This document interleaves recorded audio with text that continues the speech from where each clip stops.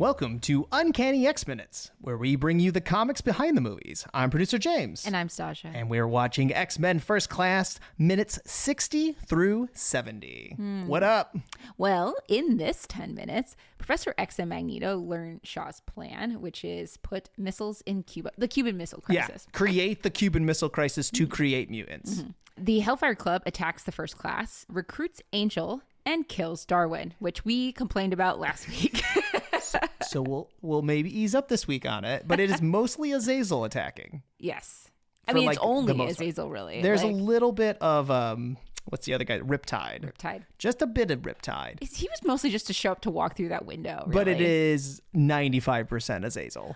They really wanted to be like... Shaw kills a bunch of people, too. That's true. Yes, you're right. Shaw did kill a bunch of people.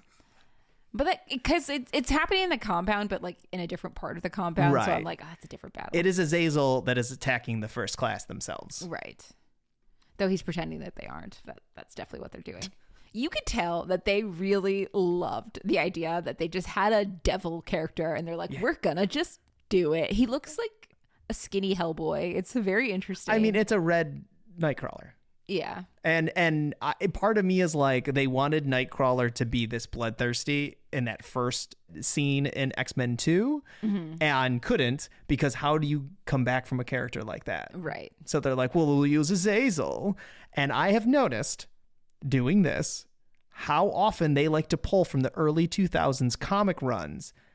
And they grab these characters who are somewhat new. Like, we'll get into it, but Azazel was created in 2003. Right. And this movie is 2011. So, I mean, 8 years in comic book time, not that long. No, definitely not. But I feel like they pull a lot from, like, the early 2000s. And they grab these characters, and then they use them in the movies like they're important. Yes. And, like, he doesn't show up again until after this movie's released. This is like the interesting part, right? Because it's 2011 when this movie comes out. And I feel like maybe I'm wrong. It's hard to remember exactly what the social feelings were at the time. But there is a period of time in which everybody's like, I hate this. I hate this character, and I hate what they did to Nightcrawler, and I hate Azazel. And so, like, it is not beloved character by any means. No, he was only, like, revealed as Nightcrawler's dad, and it was a plot. It's basically, here's a demon guy. I think they probably didn't like it, because if you look at, as you can tell, we're going to be talking about Azazel today. Yeah. Yes, that's what we're doing. We just jumped right in. Nightcrawler was created, and he looks like a devil. All right. He looks like a blue demon. And that is the problem, is that everyone sees him as a blue demon and they jump to conclusions. They think he's a monster, and he is like the least monstrous character on the X-Men. You have this vibe, and they sort of tease who are his parents. We finally get the answer, and the answer is a devil. Like an actual, like, kind of mutant devil. Yeah. What? Why would you do that? Chuck Austin, the author of Uncanny X-Men at this time, why would you do that? Yeah. I don't talk to the authors directly usually, but like it kind of undoes his character. Yeah, because it's like, oh wait, like, because let's talk about this. It's not that Azazel is just a mutant that looks like a devil. Yeah. Or that he's even a demon mutant. Right. He is that, but he's also like, they did this weird thing where they were like, what if, because Nightcrawler has been a priest or a man of God, etc., what if his dad was literally Satan, though? And that's kind of, they couched it in like alternate, like ancient universe, like different like dimensions, not universes, but different dimensions and like whatever. But it's literally like he is cast down from the heavens, quote unquote. So we're talking, his first appearance is in Uncanny X-Men number 428. And he is part of a demonic race of mutants, like a demonic looking race of mutants. Yeah. Called the Nayafem. Nayafem, yeah. But they're like from biblical times. Yes. So they sort of point at the fact that he either is Satan or is what Satan is based on. He definitely takes credit for... At the very least. Yeah, for being Satan. Whether or not it's true is up to you, I suppose. But we've had characters that claim one thing and then it was retconned later to be like, they're just lying. Let me tell you this right now. If it hasn't been already, it's retcon. He's not actually Satan. So let's just move on. I'm sure not. I think Lucifer... is in the comics, and I think he was before that anyway, not just Lucifer from the Silver Age X-Men, like actual red-skinned devil-horned Lucifer. Oh. Back in 1941, as Lucifer Satan, they called him, and then again in Marvel Spotlight in 1972, Marvel Spotlight number 5, as Satan, and then in Ghost Rider in 2006, number 1, he's fully identified as Lucifer. So, like, he was teased throughout the years, but they had one. They did not need Azazel. But the position has been filled, sir. But that's not in X-Men. Everybody knows that X-Men doesn't pay attention to the regular Marvel universe. Which none of those titles were X-Men. Yes. So whatever. If you've heard our Mystique, I think it was in a Mystique highlight about Nightcrawler, or it was in the Nightcrawler one. I don't remember which one. It's probably in both. Or we had like a major spoiler for X-Men Blue. Yes. So the original story is in this Uncanny X-Men run that we are talking about. It starts with how Nightcrawler was born, and then he finds out that Azazel's his dad and Mystique's his mom. This whole story is about Azazel being stuck in the Brimstone dimension, which is what Nightcrawler teleports through. Mm-hmm. And he can't get out. He can get out in like small doses, I should say. He can temporarily get out. He gets out, he impregnates women, and then goes back to the Brimstone dimension. Yeah. He sort of calls all of his children to the Isle des Demonos and gets them to travel to the Brimstone dimension. The Island of Demons. The Island of Demons. I didn't know they how... were like, we're gonna put this in Spanish just to make it a little not obvious. Yeah? Like, what? Come on, man. At least put it in like Latin or something. Put it in Pig Latin, something.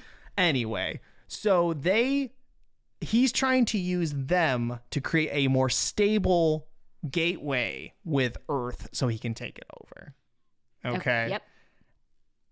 And there's a lot of Nightcrawler being the son, and then these are Nightcrawler's brothers, and there's a guy named Abyss who looks a lot like Nightcrawler but doesn't have a nose. Yeah. And creates a black hole portal in his body that goes to the Brimstone dimension. And it's a bunch of nonsense. I'm not chiming in here when I usually would, is because I hate this. Yeah. I hated it when it happened, and I still hate it. This is the second time I've read it, and I still am not a big fan of it. I just don't like. It's like one of those things where it feels like they were focusing so much on like, wouldn't it be interesting if a priest found out that their dad was Satan? Right. Which, like, conceptually, writing that down, interesting. I kind of see where you're going. Sure. However, you're not writing that story, right? You're writing a story about Nightcrawler, whose entire history and point is that he's just a normal soft boy. Mm-hmm. And isn't it? And he doesn't look like a soft boy, and people are mean to him about it, and he's still a soft boy and still good. And that's on us. He just wants to be a pirate. Right. It's on us for judging him by his cover. And then it's like, but wait, what if he was, though? What if he was Satan's son? Like, you're like, okay. Like, you're just not thinking it through, I think. It's different if that's the story you wanted to go with from the get-go. Yeah. Of, like, trying to move away from your parentage and or from your lineage. Descendants, for example. Disney done this already. That's what I'm saying. Like, there is stories for Runaways, if we're going to actually talk about Marvel properties. Thank you. Yes. Runaways. But that's not his point for years. He'd been around for over a decade. Right. Because it was, 80-something that Giant Size? Yeah. Yeah. Like that, so we're talking almost 2 decades of Nightcrawler. Of, like, a lot of Nightcrawler. That's a lot of, like, he is not... I mean, they did send him away to Excalibur, but he's very still popular. In comics. Yeah, exactly. He was still there. Yeah. Not like Azazel. Right. That we showed up and then just cast him aside. Anyway, so he doesn't do it. They thwart him. I don't need to go into the details because it doesn't matter. He shows up again in Wolverine and the X-Men very minorly. Yes. So minorly, in fact, that I was like, I remember this happening. Don't really remember Azazel being part of it, but I was like, oh yeah, duh, because of the later issues, like, because he comes back in Wolverine the X-Men again, but the first time it's about the clown, it's the circus, right? He's like part of that plot. When Wolverine became a murder clown. Yes. We've talked about this, so I don't feel like I need to explain it again. No explanation needed. Murder clown. Yeah, he's like the master of Calcabrina. Yes. Some witch stuff. It was a side thing in Wolverine the X-Men. It was fun. But it didn't feel like it ever came to anything. He is involved with, at the earlier issues of the run, the Bamfs. The little blue Nightcrawler looking demons. And at this point in our timeline, we are talking post Second Coming. Mm-hmm. So Nightcrawler is dead. Yes. Spoilers on no spoilers. Who cares? That's what you're here for. That's what you're here for. This is mid 2010s. This is over a decade old. Nightcrawler died because the arm of Nimrod went through him as he bamfed. Right. It was like set up. They were predicting right where he was going to go. Because machines. Hate Nimrod. What a joke. So Nightcrawler's been dead for quite some time, for like a while, like a good chunk of amount of time. We have these Bamfs that are they're like little mischievous little imps. They're tiny little cute, adorable Nightcrawlers that were introduced actually before Wolverine and the X-Men. They were introduced in the Nightcrawler mini. This explains why I'd only seen them in Wolverine and the X-Men. The 1985 Nightcrawler mini, where Nightcrawler gets sent to like Kitty Pryde's fairy tale universe. Wait, no, I have seen that, and I have seen them in that, and I have read that. You're right. Yep, he encounters them there first, and then they show up again later in this. In Wolverine, which I feel like they're not connected. No, I didn't think they were. But it is the type of thing where I think they remembered that was a thing, and they're like, what if we actually do something with that? Yeah. Jason Aaron's like, you know, it'll be fun. Let's do something. They're just signed in the background. Like, they just cause trouble. Sometimes they use them. Sometimes they name them. Yeah. There's a couple that actually have names. They break things around. They're kind of like... They're little gremlins. Benign gremlins. Yeah. Less terroristic than the ones from Gremlins. they honestly are set dressing, and I love it. They're very cute. So, the next time both Azazel and the Bamfs actually have some real meat, Amazing X-Men, which is Nightcrawler in heaven. Right. And he is bored. He's like, this is where I should be. I've lived a good life. I've been a good Christian. And here I am, not happy, wanting to go on one last adventure. And one last adventure. The fatal thing to say as an X-Man. The crazy thing is Professor X is up there too. That is actually crazy. Because that's cuckoo bananas. That's ridiculous. Actually, we need to stop the podcast. Stop the presses. I need to pitch a comic series where I retcon this, where it's not actually heaven, it's frame job because Xavier is there. Impossible. Nightcrawler should have known immediately this was set up. Red flags, man. Red flags. Only because he telepathically talks to Nightcrawler a few times, and this is after he was killed by Cyclops in AVX. Mm-hmm. So it's heaven, okay? Okay. All right? Quote, unquote. Actually, we don't know because Nightcrawler spends all his time on the edge of heaven with his back to paradise. Yes, I remember seeing these scenes because he's just crazy. Looking longingly out. So, heaven gets attacked. Which, by the way, I just want to preface this. Before this, we didn't talk about this because it's not a Nightcrawler episode, but I want to say he went through a very long emo phase, okay? Yeah. Nightcrawler was not happy about being on Earth, so it's kind of like... I'm glad it happened with the series. I think it's fun. Mm-hmm. But like, it is kind of this weird thing where it's like he was so unhappy on Earth. And he was so miserable and moody and like upset all the time. And then he literally makes it to heaven and he doesn't like it there either. It's like, bro, you're just never happy. No, he's still emo. I don't know what you're talking about. He's just born like this. Yeah. Anyway, go on. It's the hair swoop. It's so easy to swoop so it. So ready. And when we get to the younger Nightcrawler showing up in these movies, he has that swoop. He does. He does have the emo boy look, which I appreciate. I actually think that's very accurate. You are here for it. So, heaven is attacked by a pirate ship. Important to note. Love it. So, Nightcrawler jumps into action. He's like, heck yeah. I was waiting. I was put here for this. Yeah, literally what he has always been waiting for. This was my first introduction to a swashbuckling because you had never Nightcrawler, read because I never read the Excalibur. old stuff. Or at least not that old stuff. Yeah. I didn't go that far back. So it is demons that are working with Azazel are attacking like all of the different heaven, limbo, hell, everything. They are laying waste to everything because he wants to take over. His thought is, I don't need to go to Earth to get souls. Why go to Earth for 1 billion souls when I can stay in the afterlife and get trillions of souls? I'll rule it all. Yeah. It's a good plan, honestly. Yeah, not bad.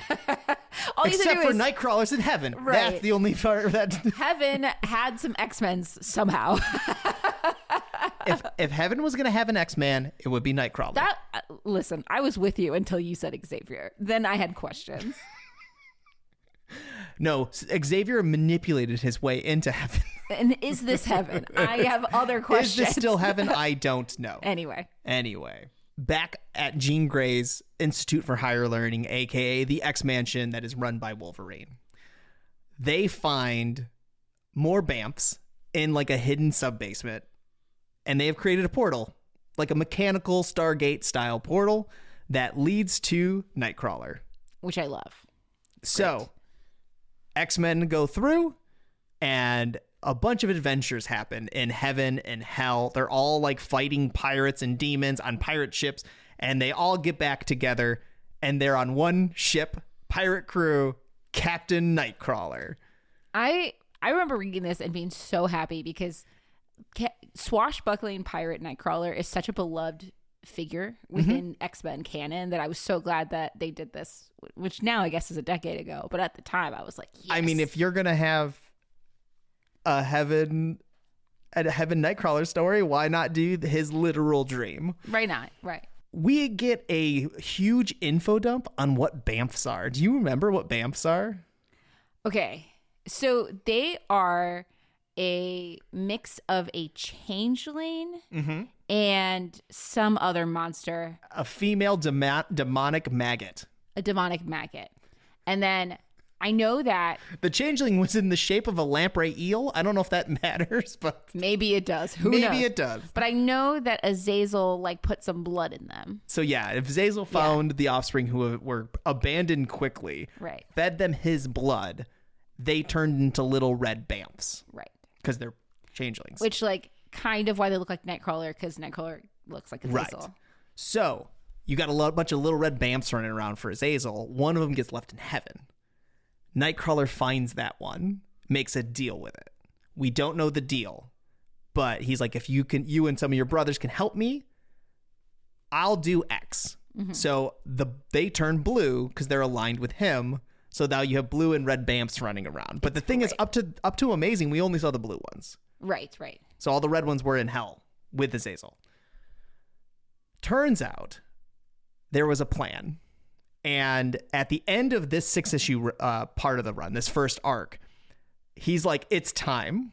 The Bamfs blend together and make a humanoid shape. Nightcrawler bamfs him and Azazel through the portal. Nightcrawler inhabits the body of a bunch of Bamfs. Yes. And has Azazel with him. Azazel is now disconnected from other dimensions. He's stuck on Earth. And Nightcrawler's deal was if the Bamfs helped him, he would leave his soul behind. So Nightcrawler, I forgot about this, has no soul right now. I mean, maybe he does now that he's died in Krakoa. That's a great That is question. a philosophical question that I don't know if they'll ever answer. I need to read Way of X again now, knowing that this was the case. He becomes a priest in the Krakoan. He creates a Krakoan faith. I love Way of X, but I don't remember. I don't think they talking about this. I want to come up with a term for retcons that happen because everyone forgets they exist. Yeah. The best I can come up with right now is selective retcon. It's not a bad one. Where it's just like we all sort of forget. We all agree to forget it happened. we're like, it's fine. It's not a retcon because retcons are retroactive continuity. Right. So I guess it'd be selective continuity. Selective continuity, yeah. Because it's not retroactive. It is passive almost. Well, it is still retroactive because it did happen in the past. We'll have to chew on this. Yeah. Selective continuity is the best I can come up with. So the selective continuity is that I think they're ignoring the fact he might not have a soul. I'm like, I love Way of X. I've reread it like a million times. But and I'm never like, with that. I don't remember that coming up. I don't think it comes And I had read this too, and I also kind of selectively forgot about it. Like I had read both of these as they were coming out. After the whole thing, Azazel gets arrested by S.H.I.E.L.D. but then gets broken out by a bunch of red bamfs and Mystique. Which is very interesting.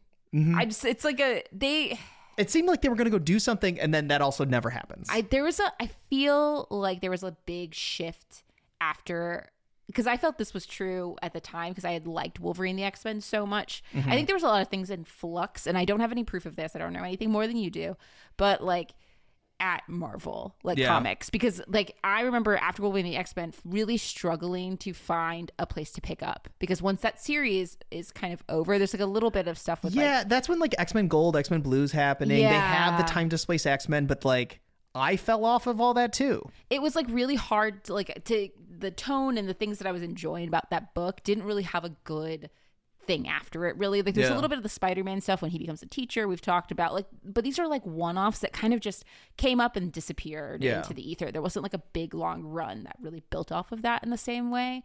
So I wonder if a lot of this stuff is why, because like this run is kind of there's a lot of things here. This is not the only thing that was kind of forgotten about. He shows up again in Weapon X. That's what it was. You remember the Weapon X run we've been talking about where like Old Man Logan and Sabretooth and Lady Deathstrike? Yes.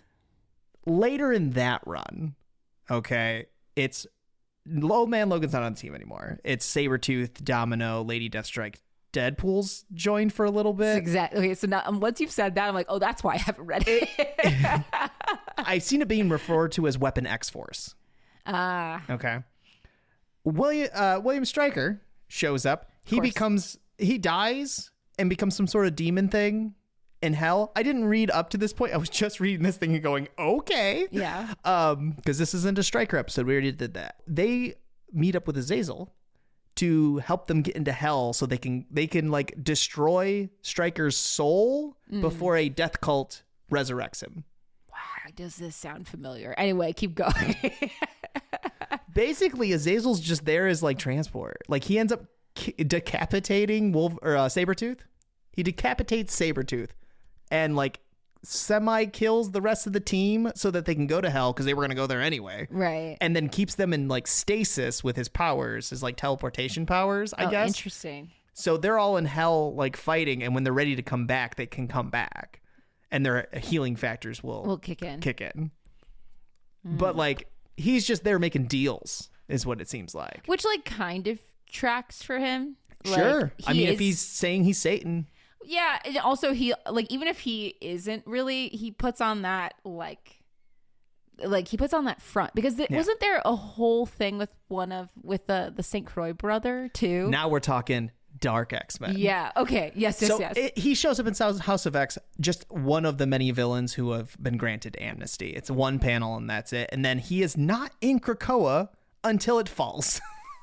That's very funny. Right? It's like, cool, you're welcome here. You will never see you again. Yeah. Like, it doesn't even show up in a back panel that I know of. So we got Dark X-Men. Fall of X, that last Hellfire Gala's happened. Yeah.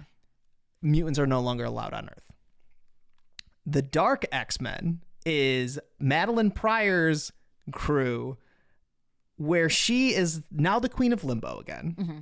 She has created an embassy in New York City and has created a team of Dark X-Men to rescue any mutants who are left behind. Yes, which includes Havoc, because he's her boyfriend. Yeah, and he almost dies like issue 1.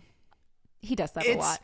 He is like deteriorating this entire run. It's such an interesting run. It's a weird run. I like that weird relationship. She's not a good person. This is Madeline Pryor, Goblin Queen. Okay, like she's not. She's a good person. Full-fledged like Goblin Queen, but she is trying. She is legitimately trying to help mutants, though. She is. That's the weird part. It's like, just with her flair. I think that's like the most charming part of that is because like the mythos of Krakoa was about like mutants taking care of each other in like and you having to be like, it doesn't matter if they're a villain. Like, we got to start over. We got to do a blank slate.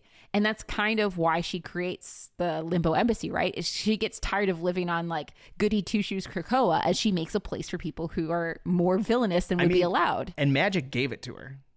Magic, I mean, they're... I'm just saying, like, it's not like because usually you fight for limbo, and she gave it to her. She's like, you need something. Yeah. You need a place where you belong. You need a place to rule. Yeah. Here, I don't want this anymore. Right. You may have it. But yeah, Dark X-Men, it's a weird crew. I just want to run through it. So you said Havoc. We have Gimmick, who's a new mutant. Gambit, Archangel, who kind of dies in like the first issue too. Maggot, Emplate, and Azazel. Oh, and Zero. Okay. Do you know Zero as well? I know Zero. He's one of like... he's the one that people don't know. Is that the one?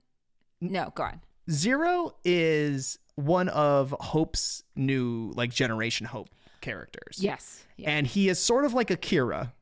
Like, he is a flesh anime mechanical man who just kind of like morphs his body and other bodies. They find a robot Wolverine and he like stitches to it. Yeah. It's weird. It's so weird, but like I love it because it's so weird. Anyway, all that to say, Azazel's in it, and him and Emplate are like, who is a St. Croix. Right.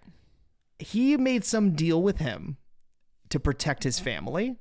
And so Emplate sort of has like a life debt to him.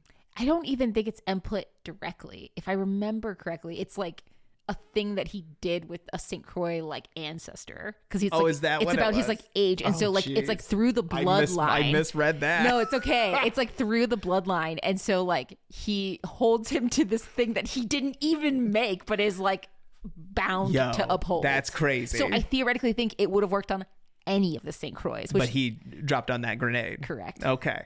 Well, it's only like a 5-issue run. And in the last issue, the main villain of it is a different Goblin Queen. And it's a Goblin Queen from another dimension who has a Bamf dragon.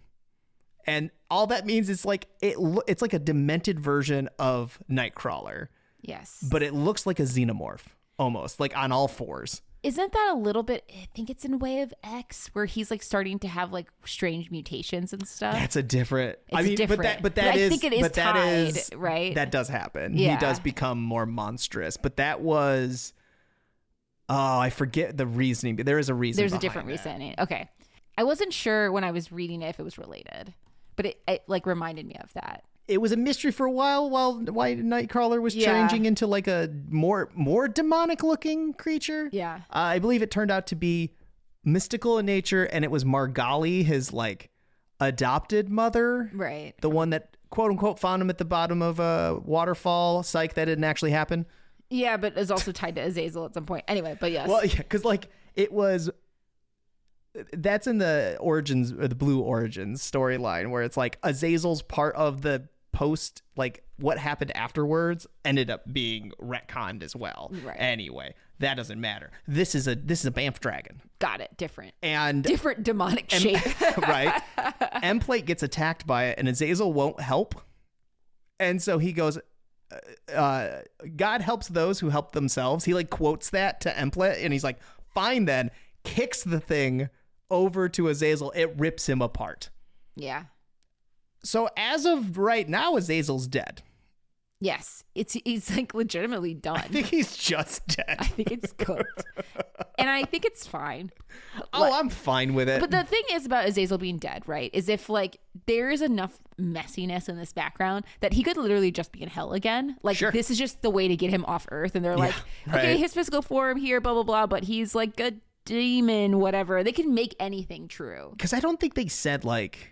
I don't think Nightcrawler said that he also doesn't have a soul, but I think it was just him making a deal, not Azazel. Yeah. And if you've noticed, he's not a lackey. No. In like any of these stories, even on the Dark X-Men, like he's there because he wants to be there. Right. Like it's like he's dragging Emplate around just basically so he doesn't have to do any work. Like that's really what it's about. It's like he just wants somebody to clean up after him and hang out with, I guess. So we have another classic case of major bad guy just demoted too lackey in a movie. Yeah, the concept of Azazel working for Sebastian Shaw is ridiculous. Like, Right. But I mean, it's pretty obvious that in the movie he doesn't have any of this backstory. He's No. just like a guy that looks like this, which is kind of I have one weird piece of trivia that, like, it's one of those unwritten, unmade, what they wanted to do. They wanted Azazel to be Mystique's dad. Okay. Interesting. I don't know why. But they didn't go Go that route. Simon Kinberg, the writer, mentioned it somewhat recently, and you're like, why would you even? Why? What? I mean, Okay. I guess like that would really made some messy questions. I mean, not that this is canon compared to the comics. But. I sent you a meme this week that was like making fun of some of the timelines in X-Men, and somebody's response was, X-Men movies don't have a timeline, the things just happen. I 100% agree. And I was like, yep, that is it. That's how you have to approach this. I'm not gonna sit here and try to maintain the like which The potential illusion universe. Like, no, that's not what's happening. I mean, once we get to Days of Future Past, it gets broken anyway. Yeah, it doesn't matter. So And we don't even know which. Anyway, can't even get into this. I refuse. you refuse. I refuse. I will only engage with timelines in my comic books that are confusing. Yeah, right. Not in these movies. They at least kind of try. They try for the most part. They try and sometimes things, but then we have selective continuity and we move forward. Exactly. All right. I think that about wraps it up. I'm producer James. And I'm Stasha. And we'll see you for the next ad.